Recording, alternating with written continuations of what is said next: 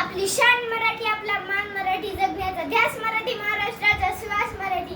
नमस्कार, माझे नाव श्रेया रंजित आंबट आहे. मी इयत्ता 3री मध्ये शिकत आहे. आज मी तुम्हाला मराठी भाषा दिनाबद्दल माझे मनोगत व्यक्त करणार आहे.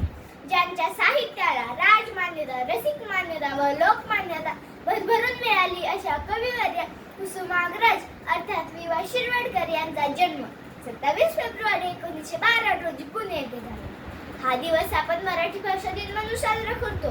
पराक्रम, हुतात्म्य, भव्यता, दिव्यता जी त्यांच्या मनाला ओढ होती. त्यामुळेच मानवता, बंधुता, समानता आणि स्वातंत्र्य या मूल्यांचा पुरस्कार त्यांनी आपल्या लेखनातून केला.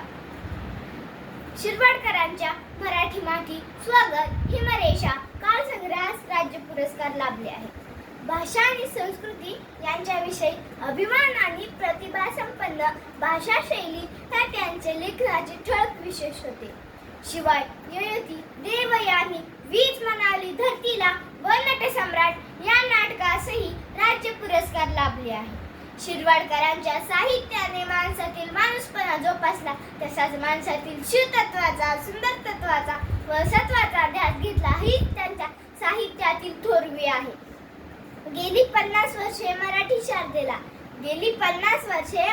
शारदेला आपल्या विविध प्रकारच्या साह्याने सजविणारे व मराठी साहित्य संस्कृती दालन समृद्ध कुसुमाग्रज यांना जन्मदिनाच्या खूप खूप शुभेच्छा व आपण सर्वांना मराठी भाषा दिनाच्या खूप खूप शुभेच्छा. शेवटला मी सर्वांना आवडणारी कुसुमाग्रजांची कविता म्हणून दाखवेन, ती म्हणजे कणा.